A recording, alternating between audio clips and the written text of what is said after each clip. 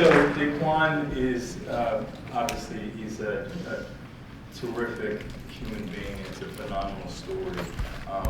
And he is the only person I know who's reduced Paul Fishman to a straight man. So Paul, you know very, very well. He has distinguished himself as U.S. Attorney like few others before him have. I served with him during the Clinton years, and he is one of the smartest lawyers and most dogged prosecutors that I know. What Daquan has shared with you indicates that there's something else about Paul. He has a huge heart and a huge concern for the community that he serves. I know the general topic, but I also know Paul, and I won't tell you what Paul is going to say. So Paul, criminal justice reform is our area, and the floor is yours.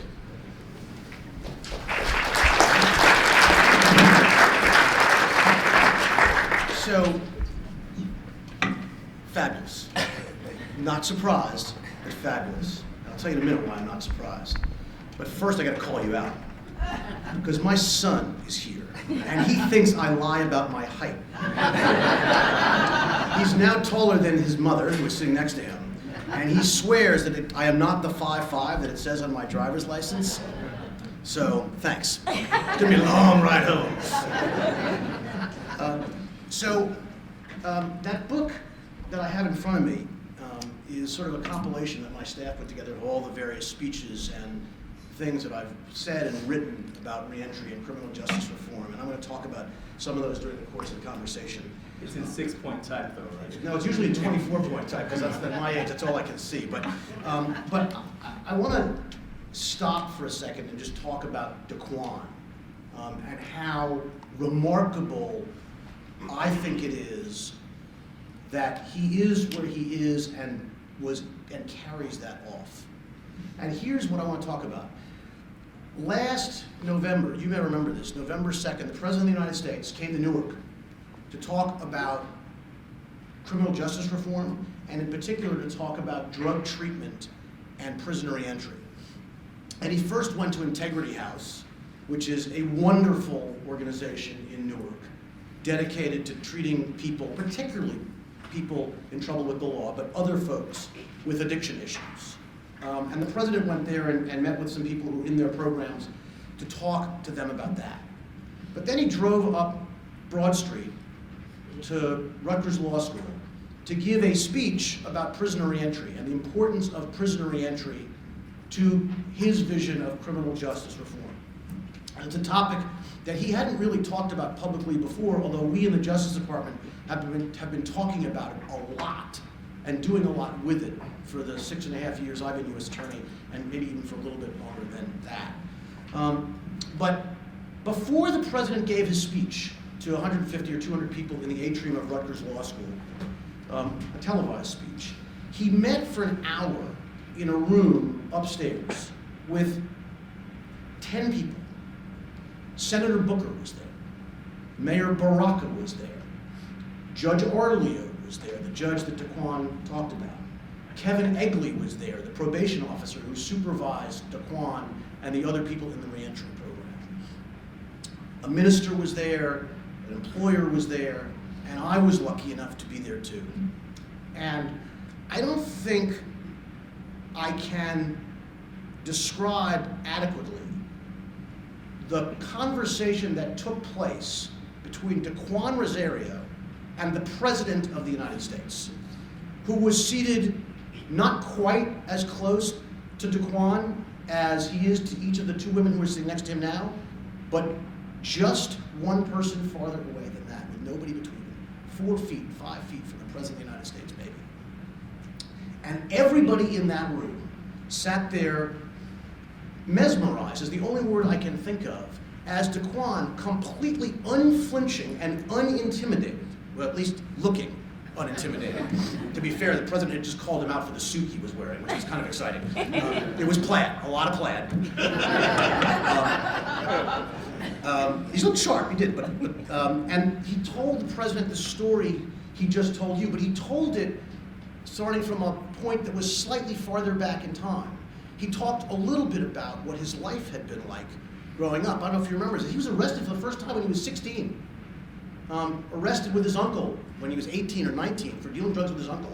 And then prosecuted by my office. To be fair, I was not then the U.S. Attorney. I was in private practice. I never would have done it. No, prosecuted by my office when he was 27. He was a crack dealer.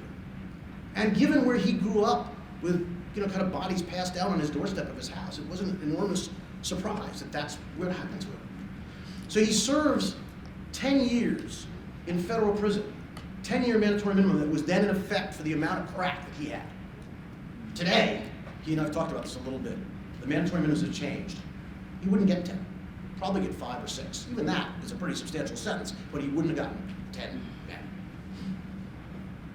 then. And here's the thing about federal prison. Here's what we do in federal prison. In order to take people, there's only 2 federal prisons in New Jersey, Fort Dix and Ferry. They're both in South Jersey, and they can't hold that many people. Certainly not everybody we prosecute. They get sent all over the country. People get moved around. And we do that partly because we don't want them to be near their running buddies. So Daquan's in a prison in Oklahoma, right? Oklahoma?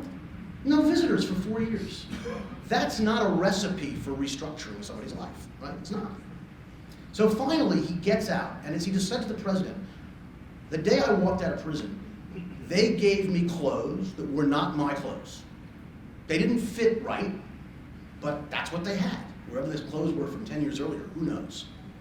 They gave him enough money for a couple of slices of pizza and a soda if the bus stopped on the way back to New Jersey. So he gets to a halfway house in Newark with clothes that don't fit, no money, no job, no stable family. And what is he supposed to do? He says, the President of the United States says, what was I supposed to do?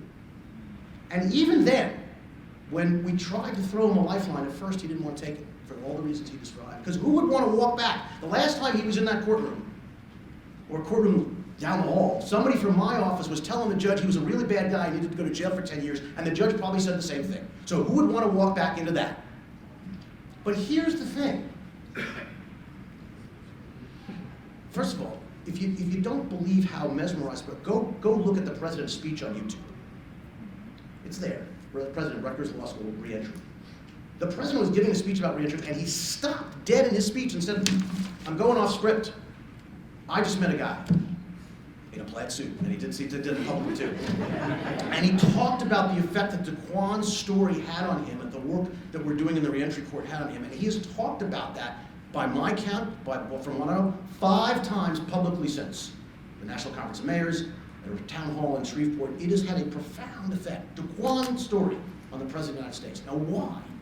Well, here's the truth. And I said this at his graduation from reentry. If somebody tomorrow has a heart attack in Newark, or somebody is in a terrible car wreck in Bloomfield, or they're in a fire in Montclair, and the EMT who shows up to stabilize that person long enough to get him or her to an emergency room, that person will not care one whit that he has a record. They just won't care.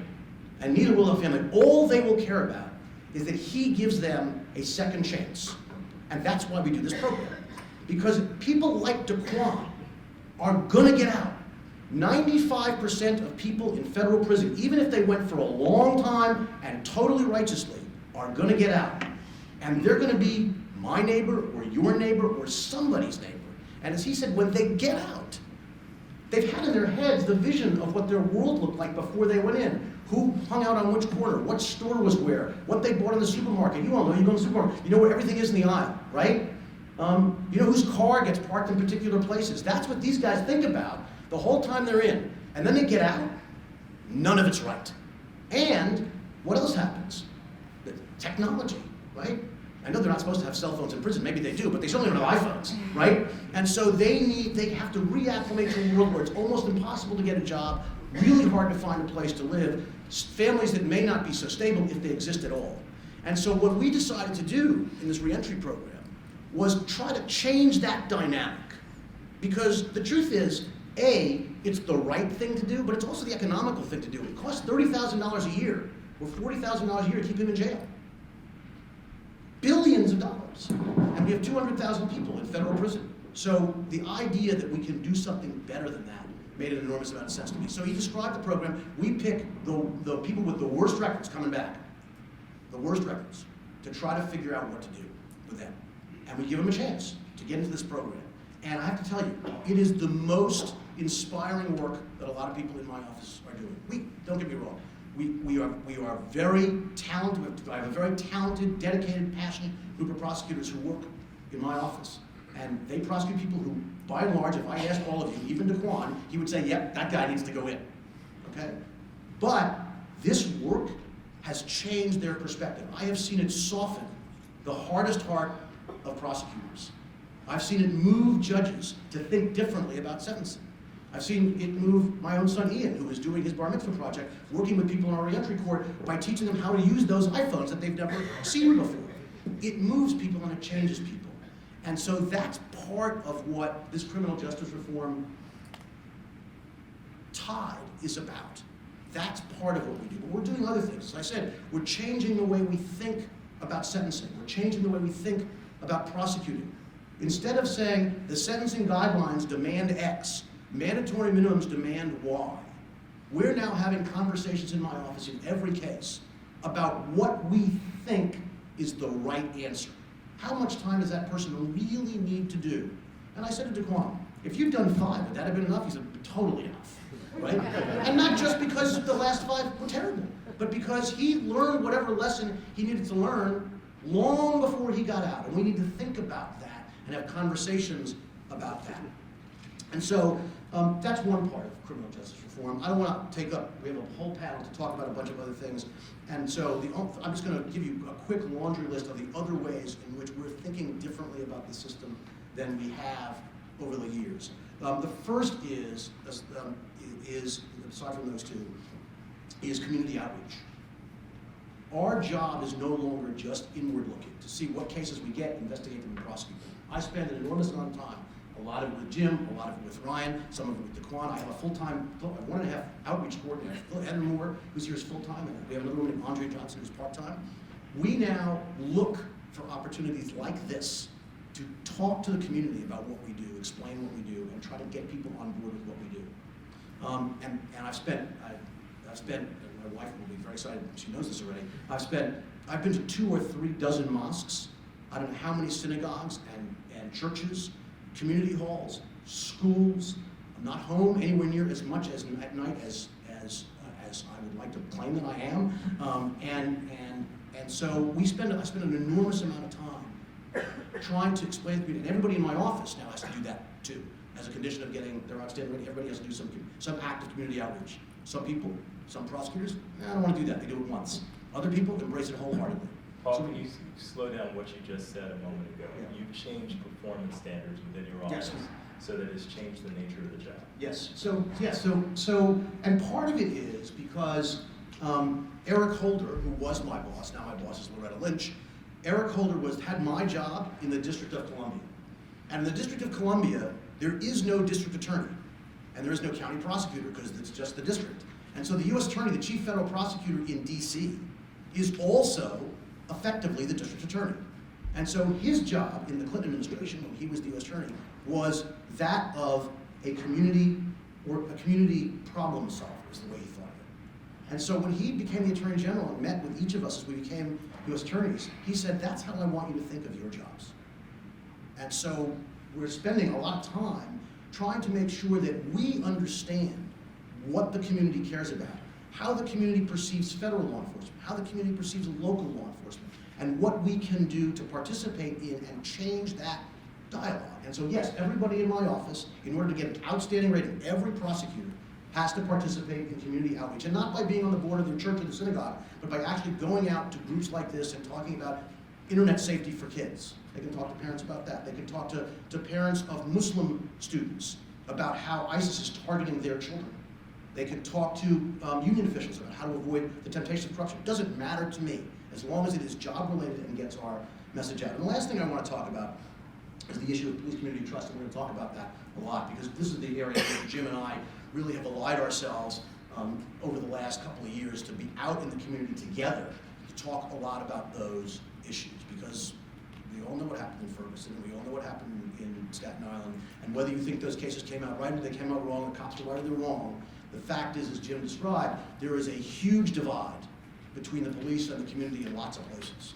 And we have an obligation to fix that because we are terrible at our jobs if we don't have the trust and the faith of the community we serve. And so we spend a lot of time trying to work on those issues. And one of the ways we've worked on it even more acutely than that is with respect to the Newark Police Department. Because as you probably all know, last Wednesday we signed a consent decree with the city of Newark to completely reform the way that organization does business. And that also is part of our outreach. It's also part of our mission. And all of that, and I'll close with this before we go to stuff. My friend Jim Comey said, he's the director of the FBI. Many of you have seen him. He's actually 6'9". It's a very bad photo opportunity for me. I have one, it's not pretty. But Jim Comey, he and I have been friends for 25 years. And he gave a speech in which he said, and it's totally right, we are the only agency of government, the Department of Justice, with a moral value for a name.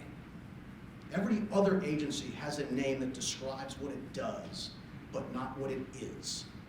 And for us, the fact that the Justice Department has a long history, certainly in modern times dating back to Bobby Kennedy, of being an agency that doesn't put people in jail, but protects them, looks out for their civil rights, tries to make sure that the most vulnerable people in our society have the opportunities that the rest of us have.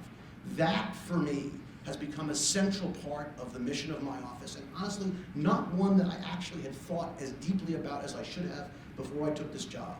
And since, Melanie's sitting there, she's going, but it's a thing about tonight's about Jewish values. For me, all of that, making the street in Newark safer by taking a bad guy off the street with a gun, making the market safer by taking people off who cheat, making the lives of people like Daquan better, all of that, for me, is Tikkun Olam. Thank you.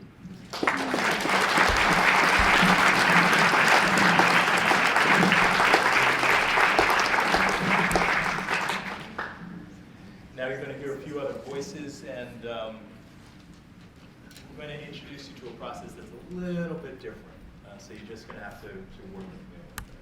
I don't know if many of you who are, know of the jazz musician Barry Harris, but he's a phenomenal jazz pianist and he's a teacher. And usually 2/3 of the way through a performing set, he asks his audience members to call out numbers, and he'll take 4, 5, 6 different numbers, single-digit integers. And then he will base a song on those numbers. So we're going to do something a little bit like that. I don't play the piano, although I was asked whether or not I would when I came in. Chopsticks would be boring. There are folks in the room who have index cards, and as the panel comes up, and you will see them, and you should know that as we start to have our discussion and ask questions and give answers, that we will actually collect the index cards as we are talking, and I will feed into the conversation questions that you have. It's not a magic trick, it's just usually the questions are relatively relevant to whatever we're talking about. And we'll set aside time at the end, but I really want to make this as much of a dialogue with all of us in the room, and that's actually the simplest way for everybody else except maybe me to do it. But we'll then be able to cover, I think, a lot of what's on folks' minds. So if the panelists could come up, we'll have Ryan Haygood, who is just shy of a year as the CEO of the New Jersey Institute for Social Justice. He is a storied civil rights litigator, has argued before the Supreme how many times? Only 2 times. Twice, all right, which is 2 more times than I have. Cookie Rivera, who is the board secretary of Latino Action Network of New Jersey. And she is, there's a group called New Jersey Communities Forward that actually pulls together many other groups to run forums where we basically try to replicate a lot of what you saw between Paul and Daquan, which is we create smaller groups in which law enforcement officers, community leaders, and citizens off the street can actually have dialogue. And there's a mutual benefit from that. The dialogues are very important. There's some people in this room who have actually participated in them. And Jocelyn, you can tell everybody that it goes okay, right? And we will also have Lauren Jones, who is the Assistant Director for Legal Affairs at the Antidefamation League. And what I'd like to do is before I start asking questions, is if each of you could describe a little bit your perspective on the issues and what you think the hot areas, the areas of challenge are for you from the perspective of the Institute for Social Justice, from the Latino Action Network, and the role of the ADN. We'll start actually with you. It was good. Good evening. It's such a pleasure to be here. I'm so excited about your interest in this issue. This is a packed room on what is a Wednesday evening, so I'm thankful for your both interest and participation here. I'm so thankful for the organizers of this event, and this is a special pleasure for me to be here both with Jim Johnson, but also with one of my heroes, Paul Fishman, who, whatever his height, whether easy for a 6-foot guy yeah, to say true. that. 6'4". Whether it be 5'3", as his son credits him, or 6'4", the work he's doing really, in all seriousness, is tremendous and impactful. And we really are, I think, at a critical time in our history. For the last 11 months, I've served as the executive director of the New Jersey Institute for Social Justice. It was founded by Alan Lowenstein, who was one of the leading attorneys here in New Jersey. I see folks nodding their heads. He wrote a terrific book about his experience as a lawyer. I just want to read a small passage from it because it has special resonance to the founding of this particular organization that's hosted tonight's event. And he talks in the middle of the book, which is called New Jersey Lawyer and Community Leader, about an exchange that he had with someone who was inquiring about how the Holocaust could happen and how God could allow the Holocaust to happen. And he pushed back and said, well, how could man allow the Holocaust to happen? And then he goes on to say, what can we do to see that the Holocaust never occurs again? What can we do to ensure that this barbaric challenge, not only to our past, but to our future, doesn't happen again, not only for Jewish people, but for all of mankind? And then he goes on to say, it was, and therefore a repetition is, a threat to non-Jews as well as to Jews. Civilized men must stand together, or all will be victims if mankind again should return to barbarism. And then he goes on a few sentences later and says, with this in mind, he and another colleague recommended to the trustees of the council that the Jewish Community Foundation, Essex County, should be organized as a nonprofit organization controlled by the Federation. And then Alan Lowenstein says, I took the legal steps to organize the foundation in 1949. And in 1999, Alan Lowenstein, then a partner at a firm named after himself, the Lowenstein Sandler firm, founded the New Jersey Institute for Social Justice. His heart for the Institute's work was really to serve as a social justice agency that advocates on behalf of those residents of our urban communities. And his belief was that our urban communities have incredible promise, but that there are barriers that prevent people in urban communities from being who they really are. And that our charge is to identify and to topple load-bearing walls of inequality, structural inequality, that will open up opportunities. And I think that the story about this, the Holocaust, and the cautionary tale it is for what can happen if we don't pay attention in other parts of our country, has special resonance to the way that this country has dealt with those entangled in the so-called war on drugs. And so 30 years ago, when drugs were primarily seen as something that black folks use in the form of crack, this country's approach was decidedly different than what we've seen in the last several years. You'll remember those commercials about just saying no to drugs. and zero tolerance approaches to those who used and sold drugs. And that these folks who use drugs, this crack cocaine epidemic, which black folks are disproportionately enmeshed in, needed to be punished and not necessarily treated. So incarceration was really the providing guidepost for responding to those who use crack cocaine in particular. You'll remember that Congress passed some especially strict, Paul alluded to this, and I have no doubt it impacted Daquan, some incredibly strict rules around punishing those who use cocaine. So the sentences were 100 times stiffer for those who use crack cocaine or sold crack cocaine as compared to those who use and sold cocaine. Here's the thing though, crack cocaine, powder cocaine, same thing. Powder cocaine comes from the substance in the form of powder. Crack cocaine is made a rock by virtue of it being mixed with baking soda. But ultimately, same drug, but different users. And we treated those who were involved with crack cocaine very, very differently. Fast forward 30 years. In the last 10 years, 90% of new users of heroin have been white. And there's been an interesting response to this particular phenomenon. That middle America, mostly white folks, have been feeling the effects of communities that are addicted to heroin.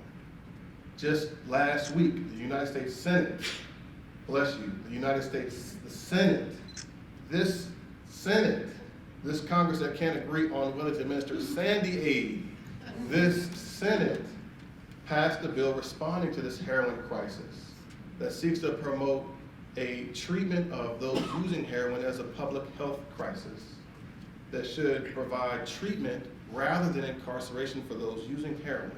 A very, very sensible approach to treating drug use as a disease, one which was not available 30 years ago. In Massachusetts, there's an interesting program, an amazing program called Gloucester's Angels. This is a program that the police department there is using that allows folks who are addicted to heroin to bring their heroin, so to bring their drugs and their paraphernalia into the police departments and exchange their drugs and their paraphernalia for on-the-spot treatment.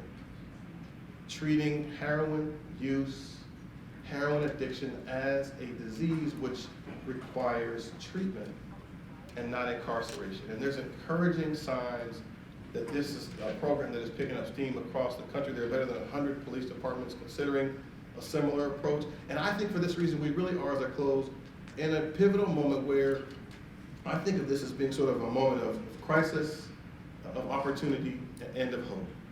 That in our criminal justice system, we are at a critical point that could fairly be characterized as a crisis moment, given what we've seen with respect to what Paul mentioned, the way that we've approached the war, so-called war on drugs, but it also presents an important opportunity for us to turn a corner on these important issues, and I think that gives us reason to be hopeful. So Ryan, briefly before we turn it to Cookie, what do you see as the big signs for hope? Sure. So I think we don't have to look much further than Newark. Amazing work has been done in the city of Newark. I think there are, at this moment, things to look out for, because I think that Newark is poised to be sort of an example of how to do police reform in the country more broadly. So folks know that the city of Newark recently passed a citizen complaint review board. This is a body that will have an ability to take seriously complaints of law enforcement abuse seriously, and for citizens to recommend an appropriate response to police abuse. Just last week, Paul made an announcement that the Department of Justice and the City of Newark have entered into a consent decree that will provide for a federal monitor to oversee the implementation of several things that I think have an opportunity to fundamentally transform the way that the police interact with the community. You know, I live in Newark. It's not the case that people in Newark don't want the police to do their jobs. It's that they actually want the police to do their jobs. And part of the job doesn't include, part of the policing does not include brutalizing citizens, but in fact, working hand in hand with communities to make them stronger, healthier, and more vibrant. And these two accountability mechanisms, and I'm particularly excited about the consent decree and the federal monitor piece, I think position Newark as a city that is one to watch in terms of what's possible for transforming the relationship between law enforcement and the communities that we serve. Thank you. Cookie, could you give us a sense, first, I'm not sure that everyone is familiar with the Latino Action Network, so if you could, that's me, if you could describe briefly the Latino Action Network, and then talk a little bit about what you see as the key issues facing land. Okay, the Latino Action Network is a body of Latino leaders and advocates that was actually founded on Martin Luther King Day in 2010. We've recently just had our second annual legislative conference here in Newark as well, and we focus on issues of housing, of education, of criminal justice reform, of legislative political affairs, of many things that affect the Latino community. I also serve in other statewide capacities, and because of the criminal justice work and advocacy that I've been involved with, I'm also the chair of the Integrated Justice Alliance of the state of New Jersey as well. I've been an advocate for criminal justice reform for better than 25 years. And we started the work, honestly, statewide and very focused in New Jersey in the early 2000s. And at that time when we started, the criminal code 10A had not been changed since 1986. And this is why so many people were locked up at that time. At that time, there were about 31,000 people locked up in state prisons here in New Jersey. 85% of those people at that time in the early 2000s were either black or brown, definitely mostly black here in New Jersey, and Latino as the majority of what was going on in New Jersey at that time. Fast forwarding 15 years later, honestly, New Jersey, we are here to learn tonight. We are here to teach tonight. We are here to pray that you don't just sit here tonight and go home and say, oh, that was a nice talk. I am a grandma. I have many, many grandchildren. And in our culture, we say that when you tell grandma, the whole family heard you. I think it might be similar over here, and I'm just so honored to see so many faces that are so truly, genuinely interested in this subject matter. It just takes me back a bit. 15 years later, a lot has happened in New Jersey with advocates. With the advocacy here in New Jersey. What's interesting for you all to understand is that most of the advocacy here in New Jersey is volunteer. You have a part to play as well as we do. There's no big money in all of these things happening. But what has happened in New Jersey in the past 15 years? When I explained to you in the early 2000s that there was about 31,000 people in state prisons only. This does not include county jails and local jails, just in state prisons. 15 years later, New Jersey, just last week in the New Jersey Times or NewJersey.com, Paul Milo, I think his name was, says that we are now the leader in the nation for reducing prison populations. We are #1 for reducing the state prison population here in New Jersey by 31%. There's less than 20,000 people in the prison system right now. That did not happen by accident. There was a lot of advocacy that occurred to make that happen, and I'm going to speak about that a little bit. As I explained to you that blacks and Latinos heavily make up the New Jersey system, and in fact blacks are the #1 people that are incarcerated in state prisons. When you go to the federal side, it is flipped around. In the federal side, which is part of what we struggle with, the Latino community is the #1 majority population of federal prisons in this country, so there's an issue there. There's another issue in that all these years later, we have not been able to combine the issues of criminal justice reform with the issues of immigration, immigrant detainees, the other kinds of Patriot Act issues, the 287G type issues that we struggle with in terms of immigration. Cookie, just 287, can you explain what that is? 287G. For me, if not for everybody else. I hope I get it right, Paul. Maybe you might help me. But 287G is if you are arrested here in New Jersey, you are automatically supposed to be reported to ICE, what do you call ICE? ICE, okay. Oh, that's nice. ICE. The police department is automatically supposed to report that you're an undocumented person, and maybe they're supposed to come and deport you or pick you up or whatever. Obviously, for all the people that are arrested in anywhere, there's no resources, no capacity to pick up everybody that has been arrested. But in New Jersey, there's actually, Monmouth County Jail actually even instilled those policies inside the county jail in Monmouth County, so that if you were a visitor to go visit your loved one and you were undocumented, you could also be reported to ICE that you were an undocumented individual here in that county. So those are the kinds of issues that are still around now, and many more. But the advocates have not yet been able to marry the two. The advocates on the immigration side very much focus on immigration, and the advocates on the criminal justice reform side very much focus on that. And this is something that we have to do better. Another thing that's important to New Jersey for us to understand is that Paul talks about magical reentry programs, and they are. They are incredible. They change lives. I served in Newark. I served as a case manager doing programs just like what Daquan went through at La Casa Don Pedro. It was a community program, reentry program, and I served about 300-400 people that were coming home from prison from 2009 to 2011. Those kind of programs really don't exist out in the community anymore. And what I have to tell you about New Jersey is that New Jersey is also in the top 3 of the people who come home from prison that are maxing out. And what that means is they don't have probation, they don't have parole, they don't have intensive supervision program, which is you have drug convictions and you can get assistance or resources that way. That means they're just... I'm going to interrupt you there because we have a bunch of questions on reentry. So we can focus on that issue for a second, and I want to move to Lauren, and then we can come back to some of those issues. Okay. So, Lauren, we've had both Cookie and Ryan outline some of the key issues from their perspectives. Your position here is almost asking the existential question, which is, okay, so why are we all here? Very interesting, picking up Cookie's thing, interesting presentation of the issues.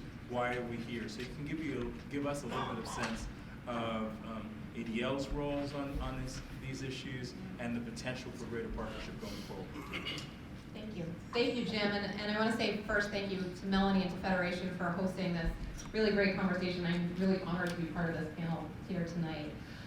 So I work at the Antidefamation League. I work in our national office in New York. Some of you may know that the ADL was founded in 1913 with a dual mission. The first part was to stop the defamation of the Jewish people, and the second was to secure justice and fair treatment for all. And I think it was really an incredible forward-looking mission that we've had for over 100 years. And Jim started off talking about the anniversary this week of the assassination of Martin Luther King. I've been thinking about that a lot as well. And I think our mission really ties in with one of his most memorable quotes that he wrote from Birmingham jail, which is that injustice anywhere is a threat to justice everywhere. And so that's what ADL has really been focused on for over a century now. But we're part of the larger Jewish community and the dedication to social justice in the larger Jewish community. So one of the first briefs that ADL ever filed before the U.S. Supreme Court was in Brown versus Board of Education, of course the landmark case that desegregated schools in the United States.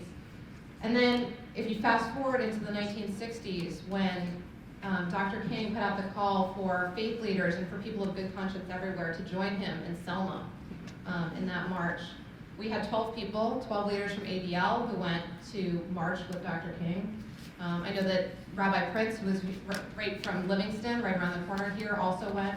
And last year, actually, when we marked the 50th anniversary, when we were going back through the archives, I found something that was, I thought, really remarkable. And that was that a number of people, Jews and non-Jews alike, they ordered thousands of yarmulkes to march in Selma because they wanted to stand in solidarity with all of the rabbis and all of the Jews who've gone. And so we have this history. If you look back, more than 50% of the white freedom riders were Jewish. And so we were very involved with the civil rights movement and with moving forward on civil rights in this country. But civil rights is not a history lesson, it's a current event. And Today, I think if you don't agree with me yet, then hopefully by the end of this panel you will. I firmly believe that criminal justice reform is, if not the issue of our time, then certainly one of the top civil rights issues of our time. There are 2.3 million people who are incarcerated in the United States. We have the highest incarceration rate in the world by far. We also incarcerate a higher percentage of black men than South Africa did at the height of apartheid. And unless we change things, 1 in 3 male babies born today is looking at spending part of his life in prison or jail. So this is something that we cannot ignore. As people of good conscience, as people of morality, as ethics, this is something that we cannot ignore. And so at ADL, we have committed to working on criminal justice reform, to ending mass incarceration, to changing what goes on with reentry, to make the reentry process easier for people so that they can become fully functioning and contributing members of society again, and so that this isn't forever a black mark on their name. We are also working on the relationship between police and communities that they serve, because ADL is the largest non-governmental trainer of law enforcement in the country. We do that because of our work on hate crimes, but because we have that relationship and because we have a really large education staff that does anti-bias training in schools already, we have now committed to doing anti-bias trainings for police and to working with them to restore the relationship between law enforcement and communities. And so I am really glad to see that Federation is focusing on this now. I know that JCPA, Hannah Dershowitz is here, JCPA just passed a resolution on criminal justice reform, the National Council of Jewish Women has. And so I'm really happy to see that the Jewish community is stepping up and is really working on this issue as one of civil rights. Right, so here's what we're going to do. I made a reference to Barry Harris and people throwing out notes, 4 or 5 numbers, so he can write a short jazz song. So I've been asked to write a symphony. So here's what we're going to try to do. We're going to break these questions up into categories. The first category are more or less the meta questions about overall reform of the system. And the first question I'll ask is really picks up on a point that Lauren was making about the disproportionate number of people that the U.S. has in its system as opposed to the rest of the world. The question is really, so what is the overarching federal and state plan to change these numbers? And I think I'd start with Paul, because we have initiatives coming out of the White House. We have Smart on Crime, and you are the U.S. Attorney, the Department of Justice liaison to a group called Law Enforcement Leaders to Reduce Crime and Incarceration. So if you can give quickly an overarching view, because there are many measures to this symphony, that would be good. So let me just define a little bit the problem, which is that there were at the height, there were 217,000 people in federal prison 2 years ago, 3 years ago. That is a very small percent, not very small percent, but what's the total? 2 million, you said? In prison total? 2.3 million. So 10% of the people in prison are in federal prison. And so what that means is that our ability to lower the population across the country from the federal level is not so dramatic. In our own house, right, if you look at my office, for example, the problem is, if you look at my office, we prosecute 600, 700, 800 people a year. My guess is if I took a poll of most of you, of the people we prosecute, as I said earlier, I think most of you, if I were to describe the facts of individual cases, jail, no jail. For jail, most of you would raise your hands. And that's because we concentrate on people who are the people who we really think need to be removed from society for some period of time. The most dangerous drug dealers, not so much Daquan anymore, but people who are killing people on the streets of Newark.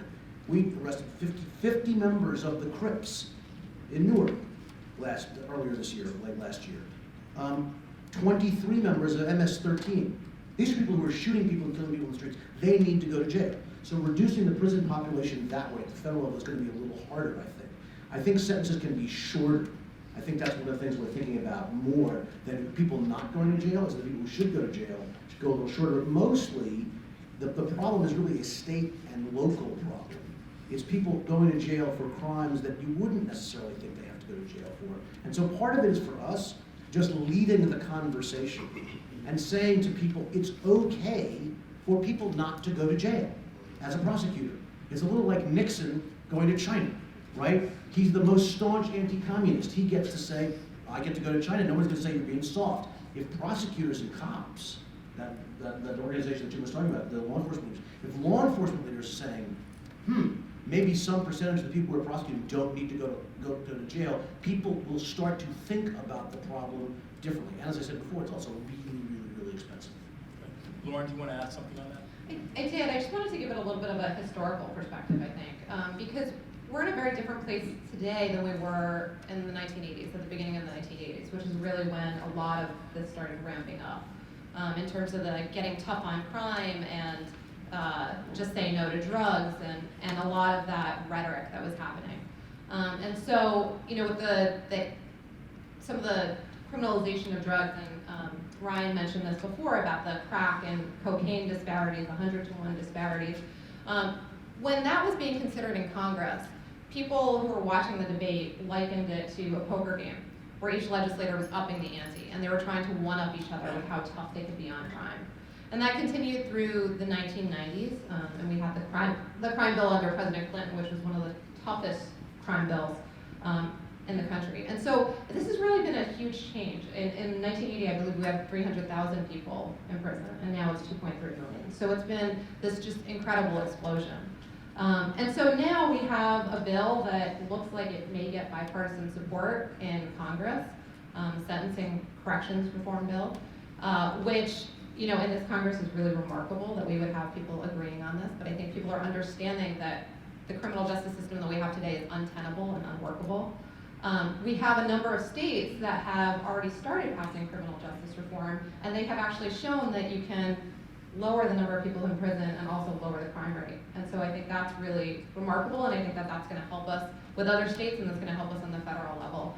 But I think we need to... And there's some surprising states in that mix, right? There absolutely are some surprising states. Texas is one of them. The Texas has passed some reform and has lowered their numbers. New Jersey is one of them. That has been really great. So I think that we are seeing some movement. We're also seeing some movement of talking about people who have drug addictions with compassion, and talking about it as a public health issue, and talking about it as a need for treatment as opposed to incarceration. And so I think we are really seeing a shift in the national conversation now. It's been a long time in coming, but it is coming. So the next question is a question about prevention, because we could spend a lot of time on just that one question. So I'm going to move in, and I'll make sure that everybody touches the ball during the game. So the next issue is a question about prevention, and this will be actually for Ryan and for Cookie. The question starts out, an ounce of prevention is worth a pound of cure. Preventing a person from a crime and hence jail would be the ideal. What policies, laws, or programs should Congress, and I would add either in the state as well, should be implementing, passing and implementing to get out ahead of the problem rather than waiting until after a problem has happened? Ryan, Cookie?